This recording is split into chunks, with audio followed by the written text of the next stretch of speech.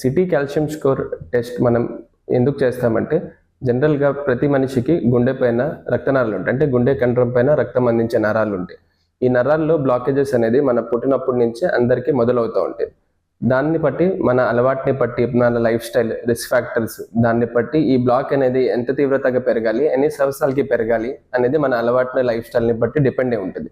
దాంట్లో ఫస్ట్ అనేది కొలెస్ట్రాల్, అంటే కొవ్వు అనేది ఫస్ట్ నరాల లోపల చేరుతూ ఉంటుంది. కొలెస్ట్రాల్ చేరిన తర్వాత దానిపైన సిమెంట్ లాగా, అంటే కాల్షియం అంటారు, కాల్షియం అనేది ఆ నరం లోపల అతుక్కుంటుంటుంది.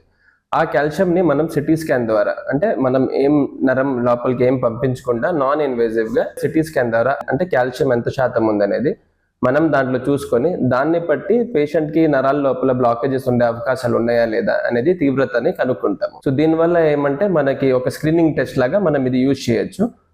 దానికి వాల్యూ ప్రకారంగా ఎలా అంటారంటే, ఒకవేళ ఈ సిటీ కాల్షియం స్కోర్ 400 పైన ఉందంటే దాని మీనింగ్ ఏమంటే గుండె లోపల నరాలు బ్లాకేజ్ అయ్యే ఛాన్సెస్ ఎక్కువగా ఉందని అర్థం.